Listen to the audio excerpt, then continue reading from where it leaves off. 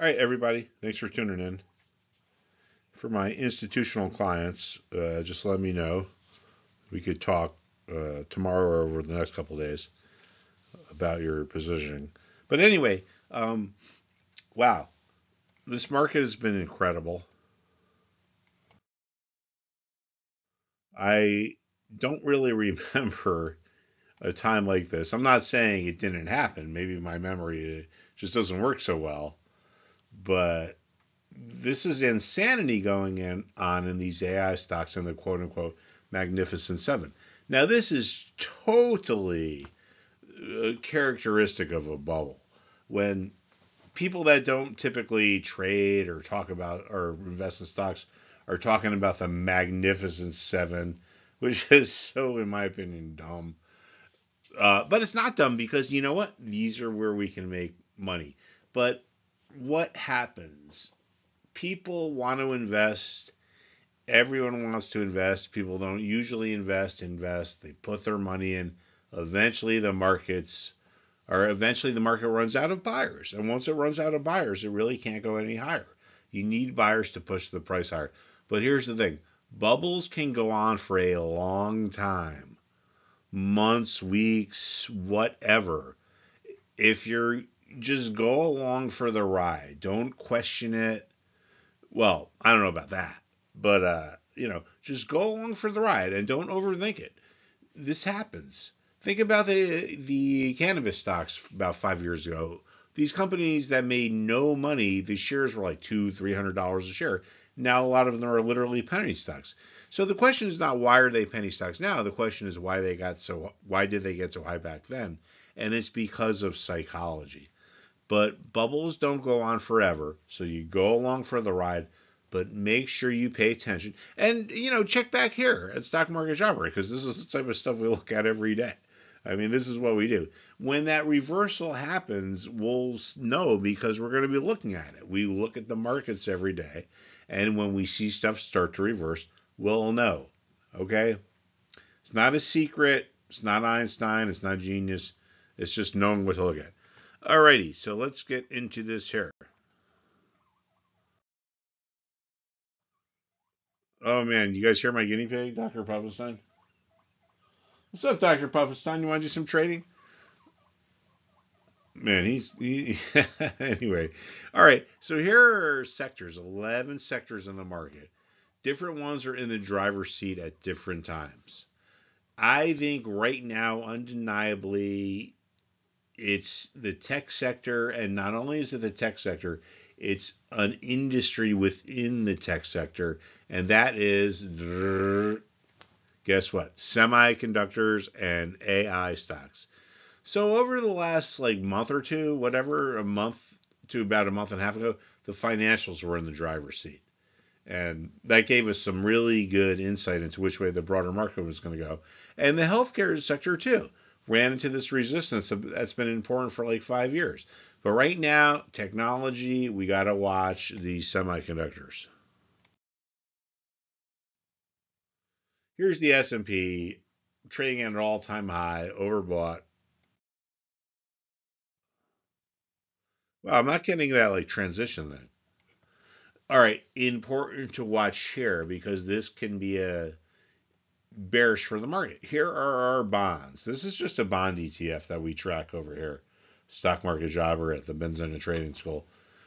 Notice how the levels that were support back here, like early last year, from like January to like June or July, converted into resistance. How does this happen? Oh my God, I spelled that wrong there. Not surprising. All right, here's what I'm going to do. I'm going to cross that out, and I'm going to put, well, actually, all right, whatever. You guys know what I'm talking about. This isn't a friggin' penmanship class. We're here to make money. Right? You know what I'm saying? All right, anyway, the bonds get up to here. Why is there resistance at the level that was support back here? Well, guess what? There's a lot of people that bought back here that are like mad that they bought when the price goes lower. And they're like, oh, gosh, if I can get out of this at break even, if it ever gets up to my price that I bought it, I'm going to sell. So you get all these remorseful buyers placing these sell orders at the level that was support. And it becomes a resistance level. Then the next step is a lot of the traders who want to sell start to look around and they're like, wow, there are other sellers coming into the market. They sense there are other sellers coming to the market. That's why the price isn't moving any higher. And what they start to do is get afraid. Oh, I can't sell. I got to be at the lowest price in the market. Because if you're willing to sell at 98, but there's someone else who's willing to sell at 97 and a half, guess who the buyers are going to go to? All right. So they start to undercut each other. Now, as these bonds go lower, that's going to push interest rates higher. And that's going to be bearish for most stocks. Not every stock. Real good place to look for trading ideas, and this is something we're going to talk about, in the class. Bonds go down, interest rates go up. Guess what? People sell utility stocks. So forget Tesla, forget Nvidia. There are real significant opportunities to make money in like the utility sector, the material sector. These quote unquote boring sectors, there's a lot of opportunities there because they're, even though these are huge companies, they're kind of off the beaten path. You don't have to pay these huge premiums. All right, let me just get going on here. XLK, parabolic move. Parabolic means it's just like insanity. This red line here is 2 standard deviations above the 90-day moving average. I'm sorry, the 20-day moving average. Why is this important? Well, statistics tell us that 95% of trading should be within 2 standard deviations of the mean. This is 20 days, or this is 2 standard deviations above the 20-day moving average. Extraordinarily overbought. But here's the thing, overbought markets can be overbought for a long time. That being said, eventually they, in my opinion, I mean, it's happened a million times, it's not just my opinion, it's probably going to happen again. Eventually it's going to reverse, and when that reversal happens, I think it will happen quickly. So inverse ETFs, the Drexon inverse semiconductor ETF puts, if you're if you're an options trader, but check back in the class, right? I think it's SOXS is an inverse semiconductor ETF. In other words, if semis go down, this thing is going to go up. Okay, let's go on here. And what's kind of amazing is like, that's pretty much it. It's like all this market is right now is what the hell is going on with these friggin' magnificent sevens. And in 5 years from now or 10 years from now, after the market crashes, historians are going to be like, oh, the magnificent seven. Just like they talked about, the Nifty 50 or whatever the hell it was, like 50 years ago. Okay, look at this. Check this out. Healthcare, this sector that's worth trillions and trillions and trillions of dollars, what happens? It gets to a level that was resistance back in 2022 and late 2021. And it becomes resistance again. How is this possible that this sector that's worth trillions of dollars finds these precise levels? Well, it's because of market psychology. There are people that bought at these precise levels that once the price goes lower, like, oh my gosh, if I can get out of this at break even, I'm going to. So when the price finally rallies up to their level, they go to sell, and if you have enough remorseful buyers placing sell orders, the level that was resistance can remain resistance for a long time. Market memory. This level here for XLV has been an important resistance level. You don't need to be a market guru or a former hedge fund trader. And it's like blah, blah, blah, blah.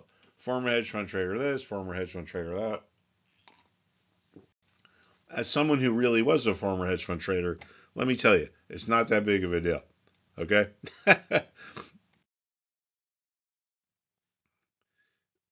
All right, so healthcare sector, these are some negative things setting up. This is the pharmaceutical industry. Remember, within sectors, there are industries. Resistance becomes support. Resistance. This is 30%. This is 30% of the healthcare sector. How could resistance become support? Seller's remorse. People sell, price goes higher. A lot of the people are like, oh, I shouldn't have sold. If it gets back to my level, I'm going to buy my shares back. How could support become resistance? Buyer's remorse. People buy, price goes lower. They're like, oh my gosh, if I'm underwater, if I can get out of break even, I'm going to. Gets back to the level. If you have enough remorseful buyers placing sell orders, the level that was support, it converts into resistance. Charts are psychology. Forget the news. Forget price earnings ratios, price to sales ratios. Don't even think about this as an ETF. Think about this as the people that are trading this ETF. How could resistance become support? Psychology. How could support become resistance? Psychology. So you all should check in because this is what we talk about at Stock Market Jobber pretty much every day. Here is the biotech ETF, right? Ran into resistance last February, and I think this is June. Guess what? Here we are a year later. Resistance at the same level. Remember, there are people who bought back here who finally can get out of break even, and they're like, oh my gosh, I can finally get out of this at break even. I'm going to place my sell order at the same level that I bought at.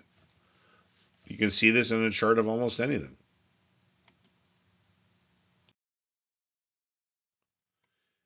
Right here, healthcare equipment. This is another industry. Support becomes resistance.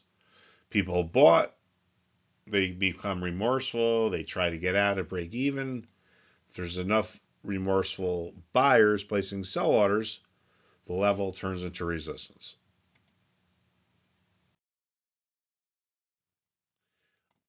Here's our financials. These are really overbought. Check this out. This red line is 2 standard deviations above the mean. 95% of all trading should be within 2 standard deviations of the mean. At least that's what they tell me when it comes to statistics and probability theory. But more importantly, if this thing exceeds the threshold, or if any security exceeds the threshold, more than 2 standard deviations away from the mean, it's going to get the attention of a lot of traders because there's a lot of trading strategies that are based on the concept of reversion to the mean. The mean is the same thing as the average, right? At least as far as I know. Maybe I'm using it wrong, but I'm not a mathematician over here.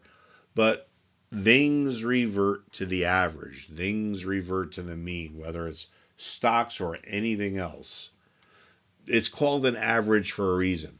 So when this thing gets really far away from its average, there's going to be a lot of traders who are thinking, all right, this thing is eventually going to revert. So I'm going to come in here, and maybe their selling makes the market go lower. Here's some of the sectors: the financial services, testing resistance. So we can get some insight about what the sector is going to do by watching the industries. Consumer discretionary, once again, back to this really important 175 level. Basically, this hasn't done anything for like a month. I would say that's consolidating. Communication services. Remember, a lot of what they say is big tech actually isn't big tech. For example, Amazon and Tesla are in the consumer discretionary sector. I mean, I know it's called big tech, but whatever. Communication services, Google and Facebook, this is where they live. And guess what? Right above that standard deviation line that's going to draw sellers in. Industrials going sideways. Not much going on there.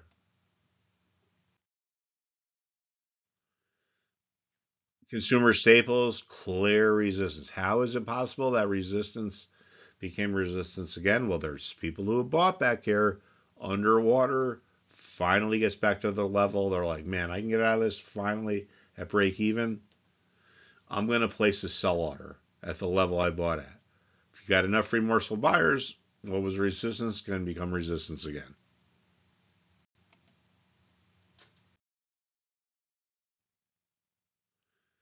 Energy, it looks like oil's kind of going lower. Just pay attention to this. Support has become resistance. People buy, price goes lower, they try to sell. Support becoming resistance is a very common thing in financial markets. Resistance becoming support is a very important thing or common thing in financial markets. Support staying intact is a very common thing in financial markets. Resistance staying intact is a very common thing in financial markets. If you can understand this, and if you can understand how it happens, it will really improve your trading. And for my institutional clients, obviously you all talk to me about this stuff. You guys get it. I'm just trying to tell some of my retail students about it. Here's crude oil, ascending triangle pattern. What does this show? It shows aggressive buyers and complacent sellers. The sellers are okay with hanging out. The buyers get more aggressive as time goes by. That's why these bottoms form at higher prices. The buyers are willing to pay higher prices. The sellers are hanging out. The buyers are getting more antsy and anxious. They're willing to pay higher prices. So complacent sellers, aggressive buyers could set the stage for a move higher. This is the ascending triangle pattern. I don't really pay attention to too many patterns. But ascending and descending triangles are pretty important. Look at this, utility sell-off. Where does it find support at 60? Is it because the market god said, oh, gee, let's come out of the ethos and be at 60? No, it's because people that sold at 60 are trying to buy their shares back. Resistance becomes support. Support becomes resistance. I'm sorry, support becomes support. People sold, market goes higher, it gets back to their level. Oh, if I could buy my shares back at the price I sold them at, I'm going to. 6 months later, it gets back to that level. Oh, if the price gets back to the price I bought at or sold at, I'm going to buy my shares back. Resistance can become support. If you know all this stuff, it will help your trading.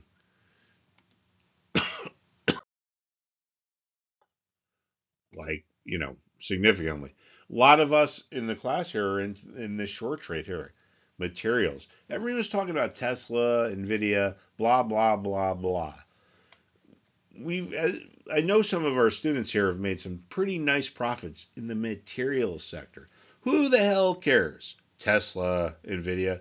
Forget that. Everyone's doing that. If you go into the materials sector, when was the last time you ever heard someone say, oh, I bought puts on, international paper, or I bought puts on whatever? Guess what? These stocks can move a lot in terms of percentages, just like tech stocks. But because they're kind of off the radar screen of most traders, the premiums are a lot lower. So, all right, I got to get going here. XLRE, resistance became support. Support becomes resistance. This is the real estate sector.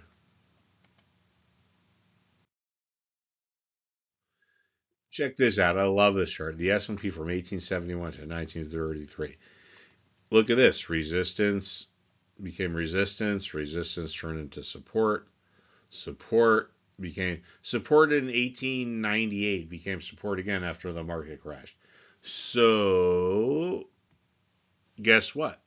No one who is alive today, unless you're like in that movie Highlander or whatever, or Time Traveler, no one who is alive today was trading back in 1871 or 1933. The companies were different, the people are different, but you know what hasn't changed? Human nature. And it's because of human nature that we get these clear support levels and resistance levels. Just like we do now, we did back then. The companies have changed, the people have changed, but you know what? Human nature hasn't changed. All right, thanks everybody. I will talk to you soon. Thanks for hanging out.